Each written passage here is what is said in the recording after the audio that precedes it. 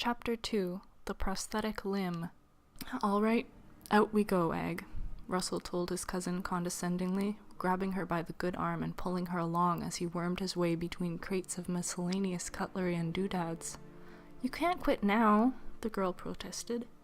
As Russell dragged her through the shop, Agatha scanned the room hungrily, taking in all the bits and pieces as if seeing them for the very first time. She adjusted Barclay's oversized goggles. They gave her a rather bug-eyed appearance and forced her ears out from her dainty head even more than usual. Her short sandy locks were tangled and splayed every which way. It would be Clem's nightmare combing through it all when Agatha returned home. "I'm not quitting," Russell told his cousin. "I'm taking you home. I can fix it fast, honest." Agatha raised her right arm, enclosing her metallic fingers around Russell's wrist and giving his limb a small twist. This hadn't the effect she'd intended, however, as her cousin let out a yelp of pain and swore angrily. "Agatha! That's not wholly rusty." "Neither are you," he retorted, rubbing his wrist. "I should have left you with the stub." Agatha glanced down, yanking the prosthetic out of its socket and laughing at her cousin's disgruntled face.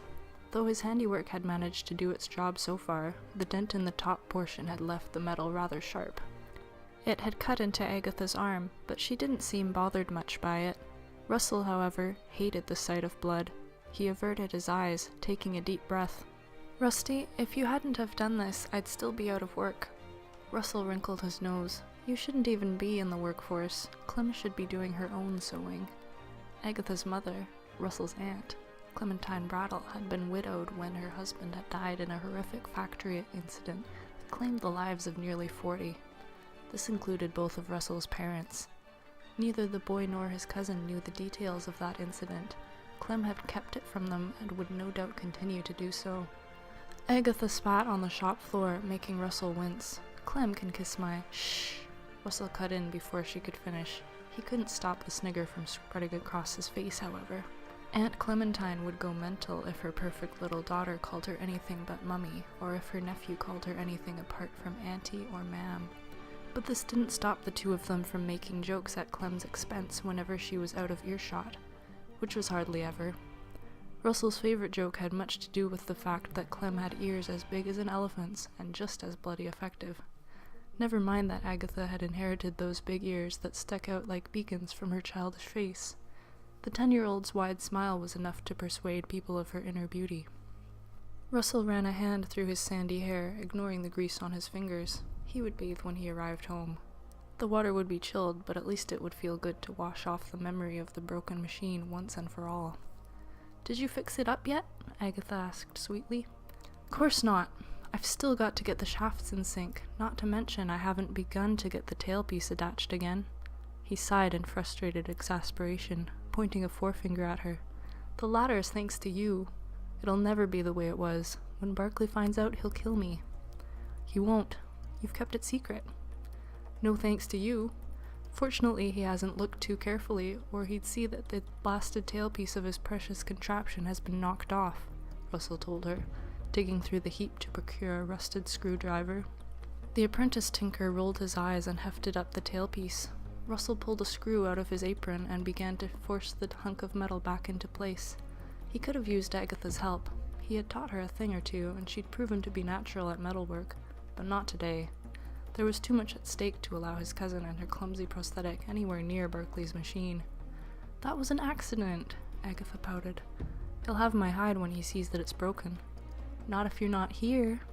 "What?" "I said—" "I know what you said. Why'd you say it?" Agatha gave Russell another of her sweet smiles before ducking down beneath the metal siding of the contraption. As she did so, her goggles clinked against it, making the boy wince. "Cursed cousin," he thought.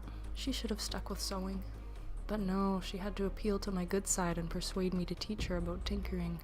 And she couldn't stay away. She had to go and mutilate Barclay's most prized possession." Russell eyed the contraption with malice. "What's so special about you, anyway, you damned hunk of metal?